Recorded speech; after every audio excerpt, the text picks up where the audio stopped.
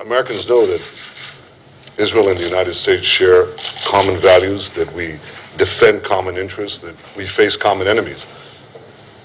Iran's leaders know that too. You know, for them, you're the great Satan, we're the little Satan. For them, we are you and you are us. And you know something, Mr. President? At least on this last point, I think they're right. We are you and you are us. We're together. Israel must have the ability always to defend itself by itself against any threat. And that when it comes to Israel's security, Israel has the right, the sovereign right to make its own decisions. I believe that's why you appreciate, Mr. President, that Israel must reserve the right to defend itself. And after all, that's the very purpose of the Jewish state, to restore to the Jewish people control over our destiny. And that's why my supreme responsibility as Prime Minister of Israel is to ensure that Israel remains the master of its fate. We all know that it's unacceptable from Israel's perspective to have a country with a nuclear weapon that has called for the destruction of Israel. But as I emphasized yesterday, it is profoundly in the United States' interest as well to prevent Iran from obtaining a nuclear weapon. We do not want to see a nuclear arms race in one of the most volatile regions in the world.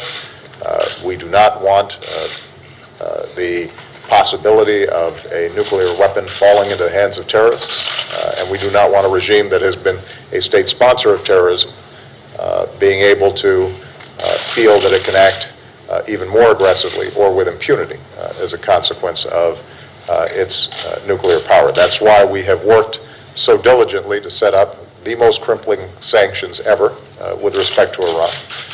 We do believe that there is still a window that allows for a diplomatic resolution to this issue.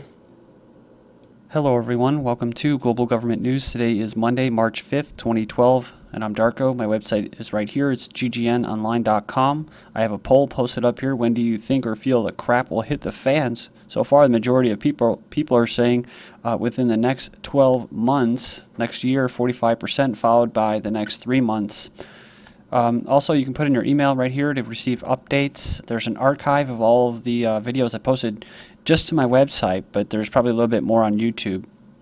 If you'd like to donate, you can donate right there or in YouTube's video description. Also, in YouTube's video description, check out all the headlines and links. I'm going to cover a lot of articles if you're new to this, so just go down to YouTube's video description and they'll all be in there in the order that they were covered. So, all right, so there you just saw it right there. You know, Israel basically asking Obama, you got our back, and stuff like that. And it's just, you know, like I said before so many times, it's a big charade. It's kind of scary, though, when you see Obama. He really is the globalist man. That's their go-to man. It's almost like I see him asking permission from Obama, and Obama doesn't really make any decisions. So it's just like he's, you know what I mean? It's very, very kind of sick and ugh. Because, I mean, this is what saber rattling is, and all of our fates, you know, are lying in these guys' hands, and, you know, they don't really represent any of us. So, Netanyahu to Obama, Israel reserves the right to strike. That's right. And it says, my supreme responsibility as Prime Minister of Israel is to ensure that Israel remains the master of its fate. So, remember, I covered just recently that in a poll, majority of Israelis said that they were not for an Iranian strike, a strike on Iran. And there was three main goals. There was many goals for World War II, but the three main ones were what? The creation of the United Nations. After the League of Nations supposedly failed, basically it was the framework for the global government. Then you had what? The creation of the State of Israel. And then you have what? To kill nationalism. Right? So we know that both sides were funded by these same group of elite bankers that funded both sides. And so Hitler's job was to actually get a lot of Jews out of Europe and to go to Israel. Now, a lot of them didn't want to go. This is a whole Zionist little plan here going on, and most Jews aren't even on board with it. But that's what Israel was, and that's what Hitler was doing, trying to get people to go towards Israel and say, come on, let's go. And so the only state that's nationalistic after nationalism is killed in the name of the war to end all wars was what? Israel, the last nationalist state. So that's their fate. And their fate is also, like I said before, the elites created it, they'll probably destroy it. And they'll do that, of course, to fulfill the biblical prophecies and all that. So that's what they're doing right now, carrying out this grand plan, whether it is based off biblical, text and stuff like that. They're doing it anyways. So they're creating this Armageddon, this, end times or doomsday environment, which is, of course, order out of chaos. So I just wanted to put that out there, little introduction to lay the framework, because, this is a big deal right now. But I think it's going to be Syria before Iran. So they just have to take care of Syria first, and then will come Iran. So it's here, and then will come, the ugly stuff here in the homeland United States, where they start coming for you. You're the terrorist. U.S. Talking tougher about Iran as Netanyahu visit approaches. So we saw some coverage of that. I have Israel's back, so he's got your back. Barack Obama is captive of Israeli lobby.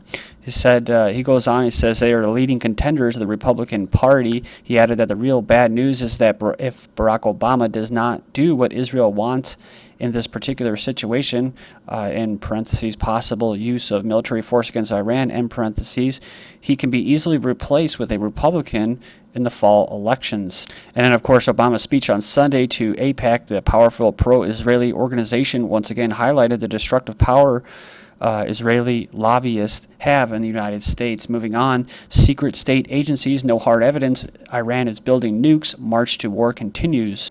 Says 16 U.S. secret state intelligence agencies confirmed again that Iran has abandoned its nuclear weapons program earlier this year. And you heard Obama saying the arms race, and you've heard me mention this before about the new weapons that they have. You can fry your insides.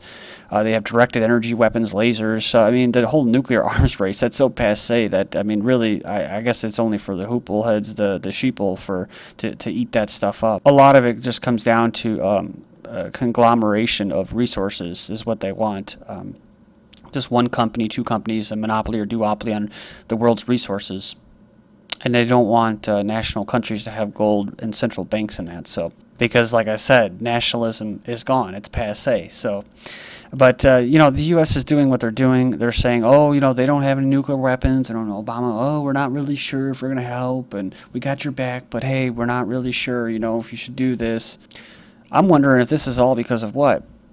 When they do wipe Israel off the map, then the United States can just, basically they can be taken down. They're no longer the military army anymore. And it'll just be pure chaos, and that's why they'll just have drones and robots and special elite forces now. That's why they're scaling down the military. That's why in Afghanistan they're just going to have CIA and private contractors. And just like Albert Pike said, in their little plan, once everybody just gets so tired of war and all this stuff and they just capitulate, these Luciferians, these globalists will come in and, like he said, unleash the nihilists and that and pit Christians against atheists and stuff like that. It's going to be an ugly, ugly scene. And of course, the New World religion will come in too. The 4 ships will move from their current home in the United States to the U.S. base in Rota, Spain in the next 3 years. I've actually been to Sevilla, Spain. It's actually kind of a cool little place. Khamenei allies trounce Ahmadinejad in Iran elections. So this is kind of I guess we kind of expected this, but either way, the clerical supreme leader, Khamenei, has tightened his grip on Iran's faction-ridden politics after loyalists won over 75% of its seats in parliamentary elections at the expense of President Ahmadinejad, and your complete count showed. And it goes on there, it says that it's going to make Ahmadinejad a lame duck.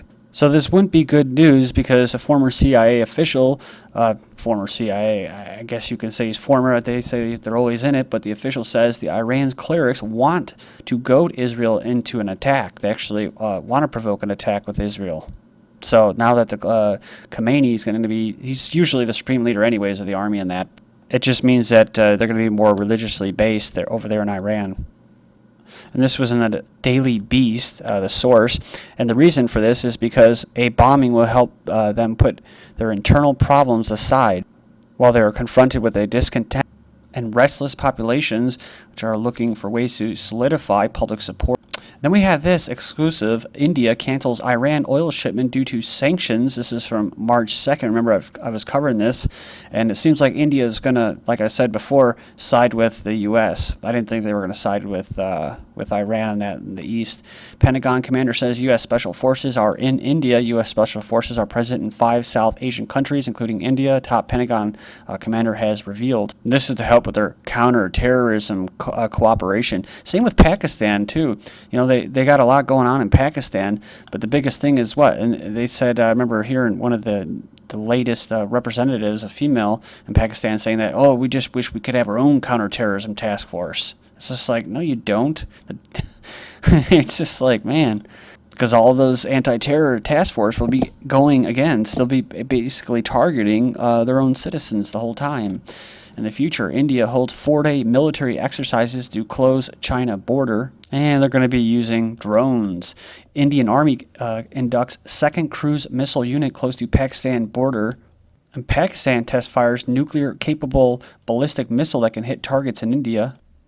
So you can see what's going on right there. OBL was not buried at sea, Osama bin Laden. We kind of already knew that, but the Stratford analyst did not believe that Osama bin Laden was buried at sea, according to the Stratford emails leaked by WikiLeaks, and you can take it for what it is as far as WikiLeaks. Because they said, his body was shifted to the military mortuary in Dover, Delaware on CIA plane. Because I heard another story just recently, within the last day or two, about Obama, about how the Pakistanis knew that he was there. And like I said before, I don't even think he was alive. If he was there, maybe he was there briefly about 8 years ago, but so it's hard to really get the truth on that. It says here, U.S. may use, but that's the thing. Osama bin Laden is just a big decoy to make it think that, you know, those are the terrorists over there, you know, the Muslims and stuff like that, not that it's white people here in the United States. But they're doing that too with the militias. They are getting that in the minds of the people here. U.S. may, and like in Scandinavia and the UK, U.S. may use, you know, people that want to get more nationalistic, right? Because they have it all set up so that when people want to get nationalistic again and get their country back or their sovereignty, well, you're an extremist, you're a right-wing extremist. They got it all set up, man. It has been years in the making. U.S. may use CIA cloak to hide Afghan presence. That's right, they're going to have CIA when they pull out in 2014, and they're going to say, we removed the troops out of Afghanistan. The last troops have left. Israel to sell $1.6 billion in arms to neighbor Azerbaijan. We knew about that. Spain to extradite Mubarak associate to Egypt over gas deal with Israel. It says here the partner in the natural gas deal between Egypt and Israel, which has gone on for a long time, is accused of making illegal profits from gas sales to Israel. And look at this. Egyptian natural gas pipeline to Israel has been blown up. Militants have blown up another Egyptian pipeline. Interesting. Then we have Robert Fish, jailed in Geneva, the colonel who stood up against Mubarak, basically Israeli-backed a dude in Egypt, but refused to spy for the Swiss. And that's, of course, the Luciferians' own little private little country where they launder all their money and stuff like that. So, makes sense. It says here, U.S. government ultimately paid bail for Egypt NGO. So they just paid the bail for pro-democracy activists, i.e. Regime Change Corporation, Gazprom, that's from Russia, Mal's joining Israel's gas boom. This is a big gas boom in the Mediterranean around that area. Lieberman of Israel would offer aid to Syrians if asked. So if they ask, they'll give them aid, says Israel. Syria is key to Iranian defense against West. That's right, I said that before about Syria has to go down first before they go to Iraq. Probably make it easier to mobilize on the ground as well. McCain calls for airstrikes in Syria. So again, McCain calling for an international effort to protect civilians. And just recently we talked about a aerial blockade being set up or a humanitarian corridor. Senior U.S. Senator calls for arming Syria rebels again March 4th. Let's arm them, even though they're asking for ammunition for arms that they have. Leading activists, Free Syrian Army needs weapons to defend citizens. So these guys are armed terrorists. And this is after they withdrawal from Homs, after the actual government got them out of there. Rebels killed Western journalists in Syria, not Assad army. According to the source working for the Office of Medical Examiner in Syria, a nail was found in the skull of the U.S. journalist, which proves that she was killed by a handmade bomb. Remember, they held that area. And then once the government kicked them out, now Syria Red Cross reportedly enters. So the Red Cross comes in after the government clears out the terrorists. Speaking of which, report 13 French officers captured in Syria. Terrorist snipers kill Syrian civilian, injure 2 in Homs, including a child. Thousands of Syrians flee for Lebanon as the UN tells of grisly reports that civilians are being executed by Assad's troops. This is GGN. Thank you.